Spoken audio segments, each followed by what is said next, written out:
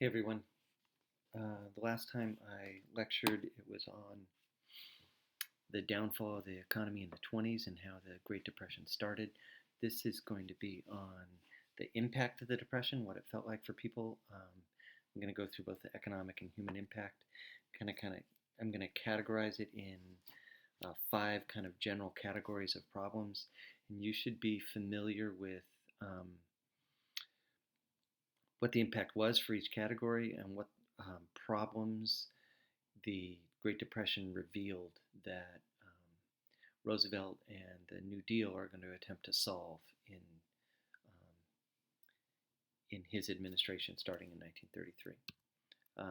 So the first category of problems is an obvious one. It's that the economy went into a downward spiral that took years to get out of, and I'm going to group with that the fact that because of that, a lot of businesses failed and unemployment rose to tremendous levels, and people didn't have jobs. I'm going to take a few minutes to just kind of look through the economic statistics for the kind of 16-year period from 1929 to 1945. And we're going to look at GDP, which is gross domestic product.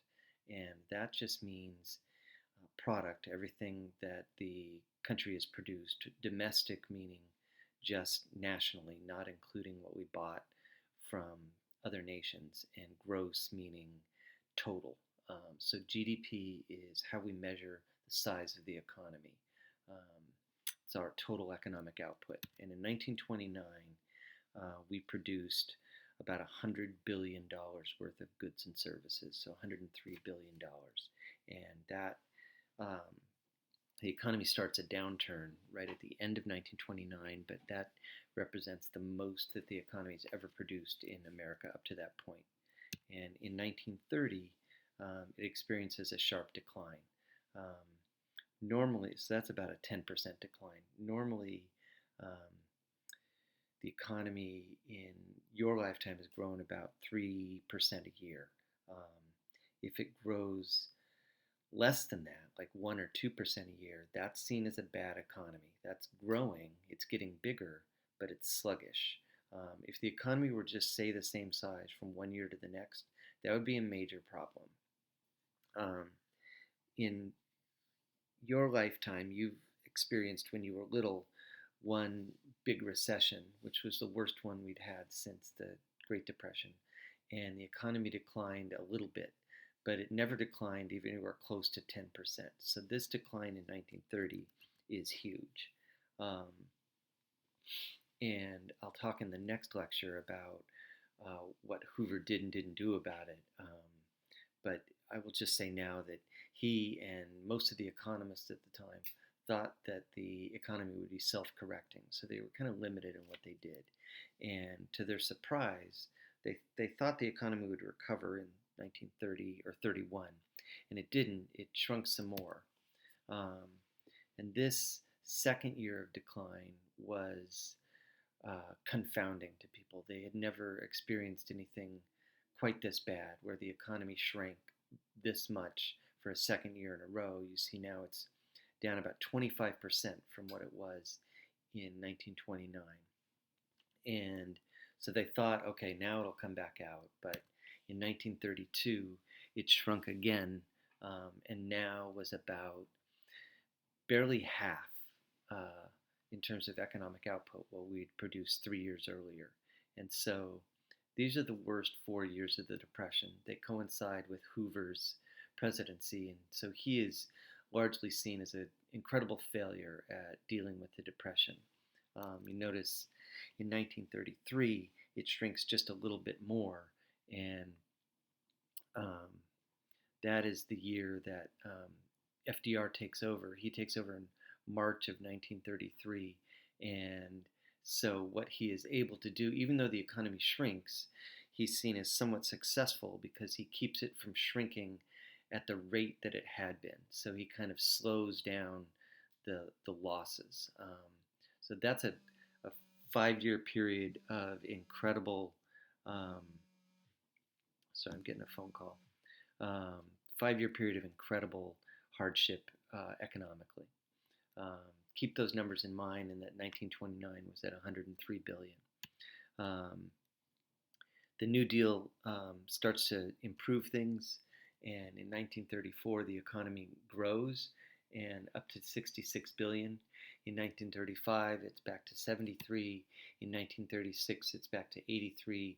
But notice that we're now 3 years into the New Deal, and Roosevelt's actually already running for president again in 1936, and the economy is still way below what it was in 1930 or 1929. 1937, it gets better, and then there's a decline again. That's called the Roosevelt recession, and again, I will talk about that more in the next lecture, but just notice that we fell back again, and that's really because we stopped doing what had been working in the first 4 years of the recovery. In 1939, we put the pedal down again, and the economy grows again. But notice that we are now 10 years after 1929 when the Depression started, and we are still basically in a depression.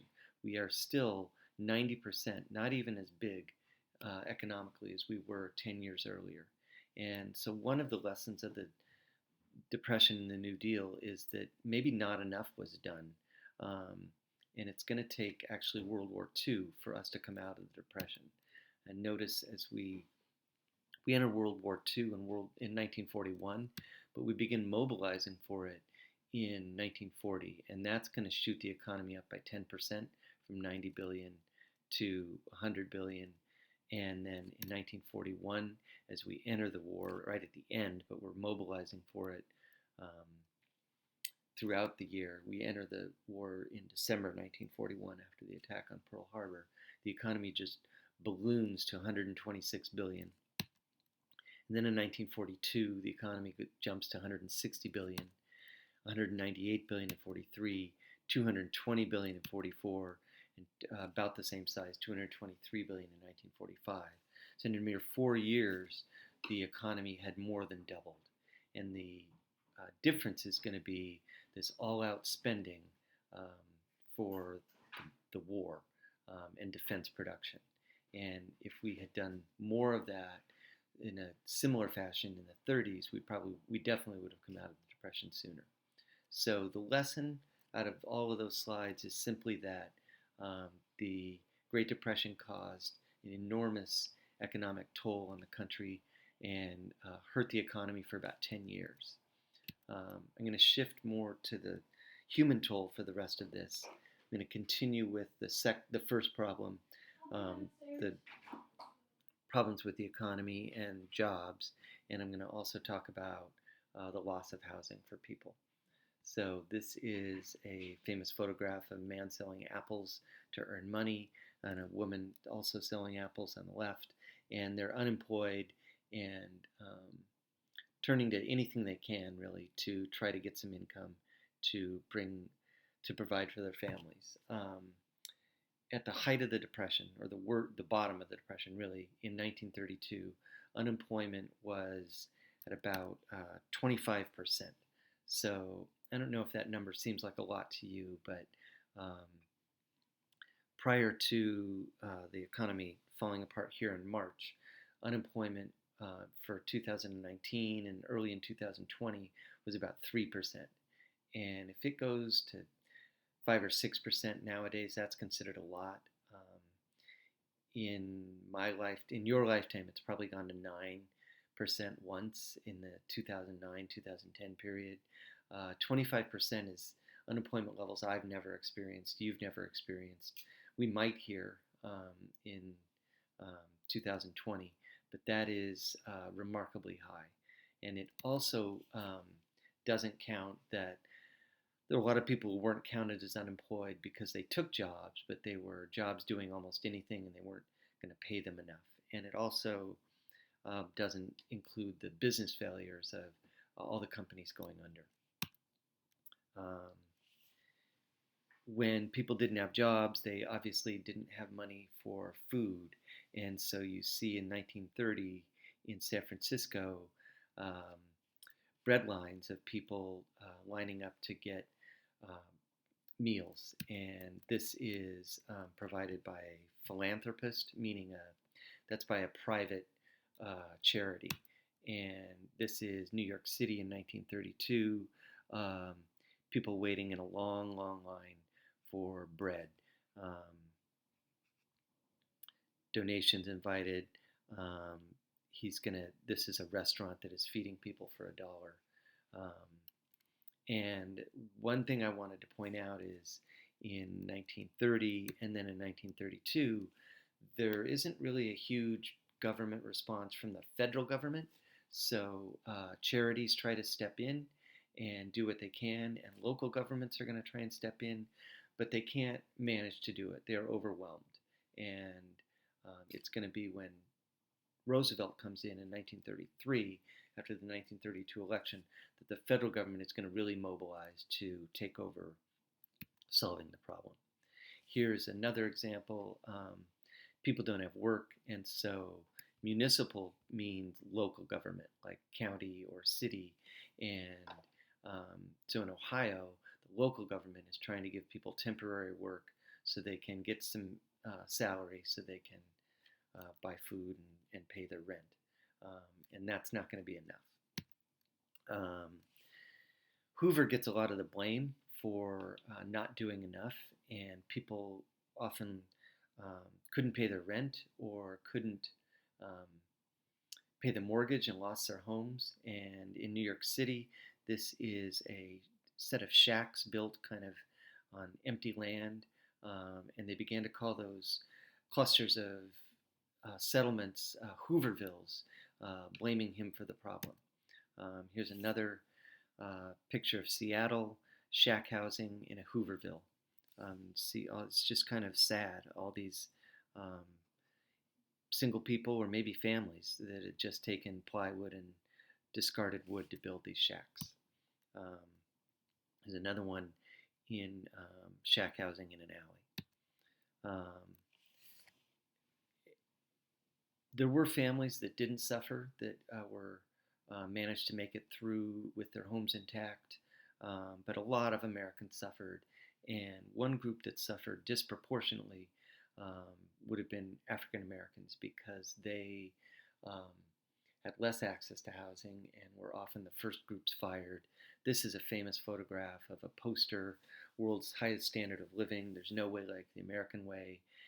This white family in their car, obviously and their dog hanging out the window, happy and driving along. And in front of them are real families, real African Americans waiting in a line for food. I talked about the Great Migration in an earlier lecture. These are families that had migrated out of the South and were on Chicago's South Side, which became the African American section of Chicago, kind of living in a not a very well taken care of house with broken windows and struggling during the Depression. So that's the kind of first and second problems, the problem in terms of the economy and lack of jobs and lack of housing. And when the New Deal happens, FDR is going to try and tackle those with programs to stimulate the economy, programs to give people jobs, programs to give people housing. A third category of problems were in banking and finance. As you know, the stock market crashed in 1929, and this is a guy who was wealthy and had this very fancy car and then lost everything in the stock market and is trying to sell it for $100. And that is Wall Street in 1929 on the day of the crash, and people milling about not knowing what to do. What the stock market crash showed is that Wall Street and the stock market had too much risky investment, risky speculation, like I talked about in the 20s lectures, and not enough government regulation. So one of the New Deal programs is going to be to create agencies to regulate the stock market. A bigger problem are banking panics. Many banks weren't closely regulated and had taken people's deposits and speculated in risky investments like investing in the stock market, and they lost a lot of money. Some of those banks failed. Banks also failed because people couldn't pay their loans back, either business loans or mortgages or farm loans, and that Um, so some of those banks failed, and there was no bank insurance. If your bank failed, you lost your savings. Um, so a number of people lost their life savings because their banks went under.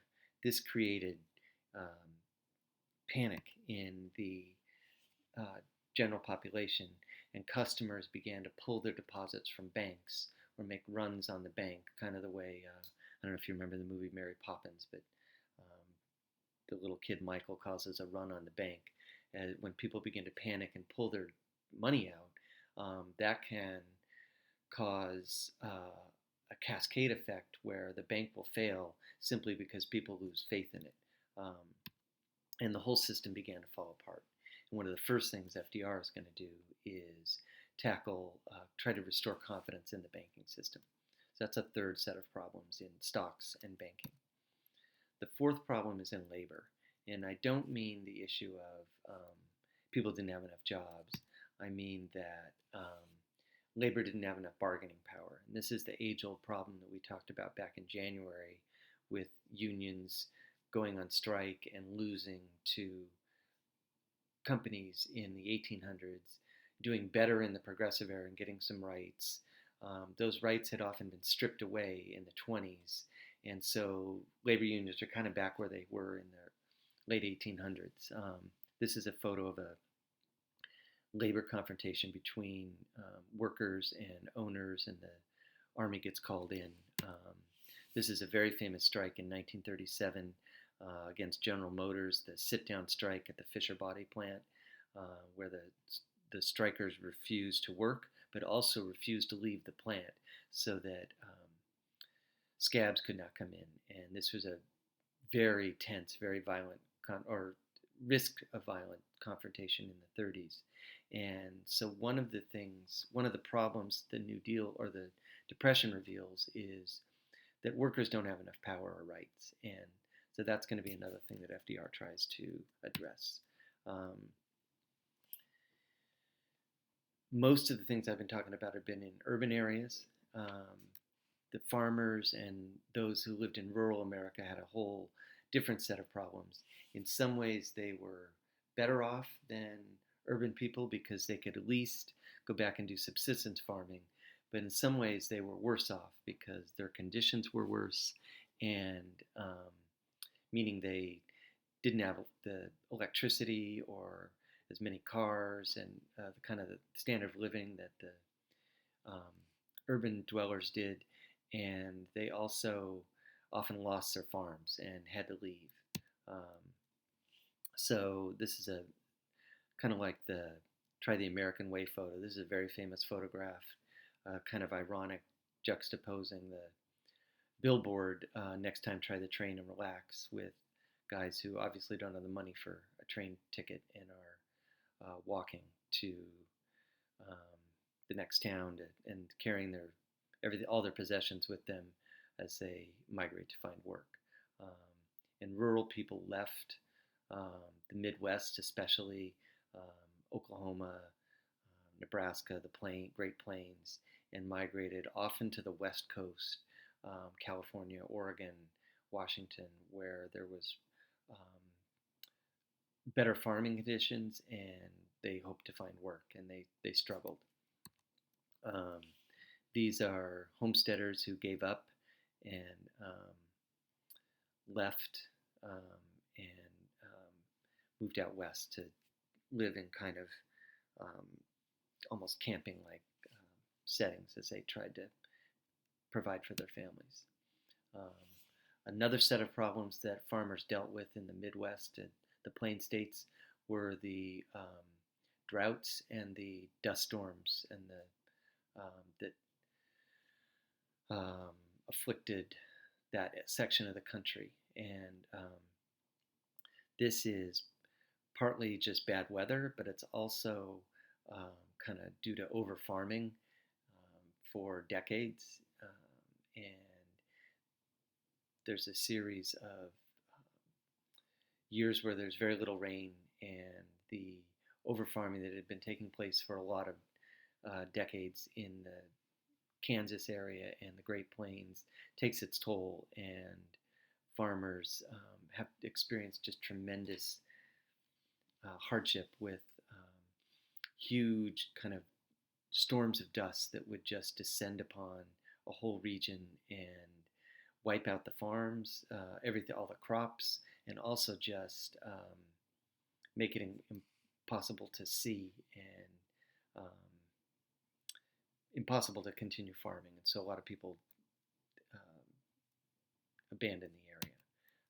This is a famous photo of a dust storm just descending upon a community. This is a famous photo by Dorothy Lang called Migrant Mother, and it captures the kind of worry and hardship that this mom is undergoing. She tries to provide for her family. She was someone who left the Midwest and came to California to try to work in the vegetable and fruit farms of California, and was captured by Dorothy Lang in this famous photo. This is another migrant family that's just living out of their car. The groups that moved to the West Coast, it's if you read Grapes of Wrath, that's about Tom Joad, and he's one of these migrant families, migrant farmers. They were often called Okies, and were not well treated in California. Migratory bean pickers, and this is a family living in a log cabin. And the poverty of the rural areas is going to be a specific focus of the New Deal. So what FDR is going to try and do is help the farmers by getting their crop prices higher, and he's going to try to provide better housing and electricity for the rural areas. He's going to have specific programs dedicated for them. This is another example of in 1930, the drought victims are suffering, and it's the Red Cross, a nonprofit organization that's trying to step up. And that, like early in this lecture, is an example of, well, Hoover is president, it's charities and nonprofits and local governments that are doing the work to try to provide people relief. And it's with the New Deal that the federal government's going to step in. And the last group that's going to suffer are the elderly. They are often too old to work, or with the unemployment, can't get jobs even if they could. And